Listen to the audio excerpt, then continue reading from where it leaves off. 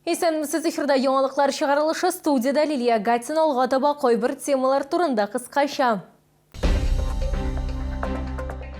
Қойнары да, солқыны да юқ 23-11 йортында яшаучылар сусыз қалғаны мұның сәбәбі неде? Ұзақ елларда өмінда болған проблема нихаят хал ителеше Карловкада канализация системаларын түзу башланды. Қойнары да, солқыны да юқ 23-11 йортында яшаучылар сусыз қалғаны шолылары біздің қойнар илімтәге шундай шикаят белән мөрәҗәгать итте. Алар сүзләренчә берничә көн элек алар сусыз қалған. Шулык вакытта аларга бернинди альтернатива да тәкъдим ителмәгән. Халык бу хәл әледән-әле кабатлана дип зарлана. Безнең төшерү төркеме проблеманы ачыкларга һәм ни өчен краннарда солқын суда, қойнар суда юк икәнлеген белергә тырышып карады.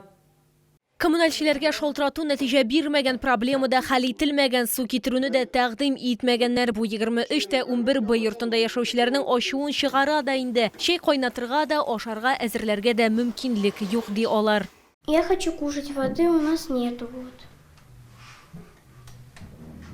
Живот из-за этого у меня болит, воды нет. Жду, когда включат, а не включают почему-то воды. 23-11 йортында яшаучылар проблема тузган турбаларда дип саный. Коммуналь аварияләр еш була, су тубыктан була. Шуның аркасында кайбер фатирларда линолеум кабарган. Авыр жумнасы да килә җәй көне. Әле бер-ике тапкыр жумнасы иртән кич, потом 30 градус булганда әзрәк су кирәк инде ул кыйнап алырга. Вазгыятны аңлату өчен без идарәче компания хезмәткәрләренә мөрәҗәгать иттек. Аварийной службой произведено отключение водоснабжения в доме 2311Б по причине отсутствия доступа в помещение, в котором произошла аварийная ситуация. Собственник помещения на связь не выходит. Собственнику направлено предписание о необходимости предоставления доступа. В противном случае управляющей компанией будет направлен иск для обеспечения доступа в судебном порядке.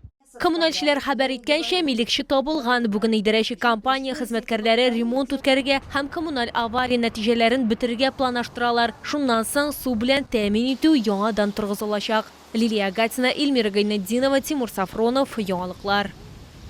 Орловкада канализация системаларын түзү башланды. Бу хакта шәхси сәфәре барышында башкарма комитетның шәһәр хуҗалыгы һәм халык яшәешен тәэмин итү идарәсе башлыгы Руслан Вилданов хәбәр итте. Есегезгә төшерәм, бу район халкы озак еллар дәвамында яңгыр суларын агызу проблемалары белән очрашты. Хәзер ниһаять мәсьәлә хәл ителәчәк.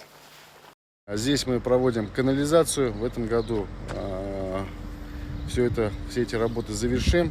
Также здесь планируется обновление дорожного полотна по улице Орловская и устройство ливневой канализации.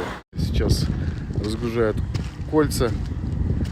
Также параллельно работают подрядчики по программе модернизации коммунальной инфраструктуры. Протягивают канализацию. Вот трубы, здесь будет устроен колодец. Барлык эшләрдә график буенча барады билгеләп үтте Руслан Вилданов. Шәһәр халкыннан вакытлыча уңайсызлыкларга түзүләрен сорыйлар. Тукай районының милек һәм җир мөнәсәбәтләре палатасының элеккеге рәисе шартлы срокка хөкем ителде. Мондый карарны Чаллы шәһәр суды чыгарды. Исегезгә төшерәм, Азат Надыршин вазифаи вәкаләтләрен арттыруда һәм ялганлауда гаепләнде. Тикшерү версиясе буенча Валерий Чулаков җир кишәрлекләрен лаеклы бәягә алыштырмаган һәм дәүләткә 60 миллион сумнан артык зыян китергән. Хокук бозу 2023 елның октябреннән 2024 елның февраленә кадәр кылынган. Ират үз гаибен таныган. Суд признал подсудимого виновным в совершении преступления, предусмотренного частью 2 статьи 292 Уголовного кодекса Российской Федерации, и назначил ему наказание в виде лишения свободы сроком на 2 года с лишением права занимать должности на государственной службе в органах местного самоуправления, связанные с организационно-распорядительными и административно-хозяйственными функциями сроком на 2 года. Иректән мәхрүм итү рәвешендәге җәза 3 ел сынау срогы белән шартлы рәвештә билгеләнә. Хөкем карары әле законлы көченә кермәгән. Аңа шикаят бирергә мөмкин. Исегезгә төшерәм, Азат Надыршинны 2024 елның 16 сентябрендә тоткарлаганнар. Еш бақшашылар ешілші өсінтілерін сирегірек сотып ала башлаганы мұндай проблема білен біздің қойнар ілімтәге вақытлыша ұйыштырылған базарларда сотушылар мөрәжәғат етті. Олар білдіргенше еш бақшашылар хәзір жилә һәм шешек өсінтілері генә ала екен. Бәрәңгі, кишір, қияр һәм помидорны күбісінше үлкен буын бақшашылар сотып ала. Хәбәрші біз бұшыннан да шулаймы екенін білу үшін татар яңалықларының алып барышысы коллегам Роза Хабибулинаға қонаққа барды. У нас здесь растет виноград, зеленый виноград есть темный. Это намного проще, получается, посадил и особого ухода не требуется. Виноград ултәмле жилә һәм матур үсенте дәди Роза Хабибуллина ул шәхси йортта инде 7 ел яши. Бу вакыт эчендә яшүчеләрне бер тапкырда утыртмаганнар. Бар тик чәчәкләр, жилә һәм агач куаклар үстерә. Чөнки түтәлләрне карау өчен күп вакыт кирәк ди ул. Не сажаем овощи у себя, потому что у нас у родителей есть также участок, у них 2 теплицы. Периодически к ним ездим, помогаем, у них и помидоры, и огурцы, в общем, все есть. Поэтому у себя решили уж отдохнуть. Участокта 2 җиләк түтәле карлыган, зелпе һәм крыжовник куаклары шулай ук шия агачлары утыртылган ди Роза Хабибуллина. Әмма яшь буын бакчачылары яшелчәләр утыртырга ашыкмый. Картошку мы сажали прямо в детстве, очень много. У родителей сажали в деревне и на даче сажали, поэтому от этого дела мы устали. Шуңа күрә бирдә бары тик чәчәкләр, җиләк куа һәм агачлар гына үсә. Җиргә исә газон җәелгән. Вот из-за этого чуда мы пересаживали деревья 2 раза. И газон еще перестелили. Газонны карап тоту да җайлы гына түгел, ул игътибарны бәрәңгедән дә ким таләп итми ди Марат Хабибуллин. Люди, которые еще ни разу не сталкивались с газоном, относятся к траве как к сорняку. На самом деле газон очень капризный, требует определенных работ как весной, летом, так и осенью. Кроме стрижки, очень много чего требует, в том числе и полива. Яшелчәләрне алар вакытлы базарлардан яки кибетләрдән алуны өстен күрә. Лилия Гатина, Яна Вальдю, Тимур Сафронов, Яңалыклар.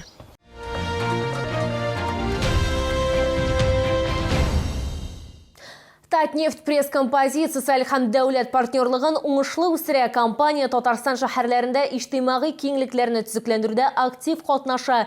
Иң мөһиме продукция чыдамлы, экологик яктан чиста. Тулай тора һәм коммуналь хуҗалык өлкәсендәге иң кискен проблемаларның берсен дә хәл итәргә ярдәм итә. Татнефть пресс-композит Россиядә композит әйберләр җитештерүчеләр арасында иң ире предприятиеләрнең берсе. Монда җитештерелә торган композит материаллар нефть чыгару һәм нефть эшкәртү объектларында гына түгел, төзелештә, автомобиль сәнәгатендә дә киң кулланыла. Моннан тыш Татнефть пресс-композит продукциясе иң кискен проблемаларның берсен, челтәрләрнең тузуын хәл итәргә ярдәм итә. Основными преимуществами нашей продукции является это долговечность, это отсутствие коррозии.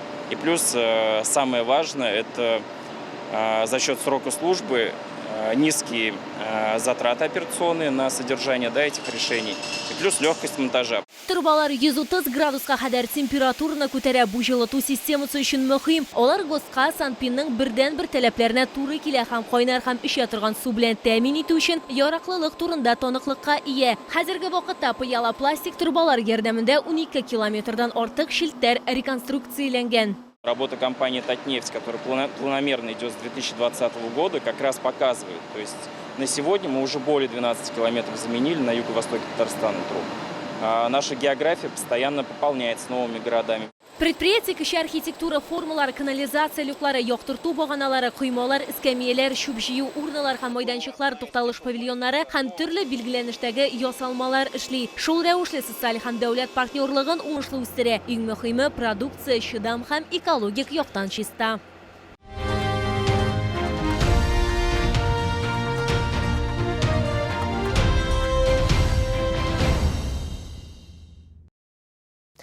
Бу сезгә җиткерәсе соңгы мәгълүматыбыз иде. Мин Лилия Гатина, сезнең белән сау булашам. Исән имин булыгыз.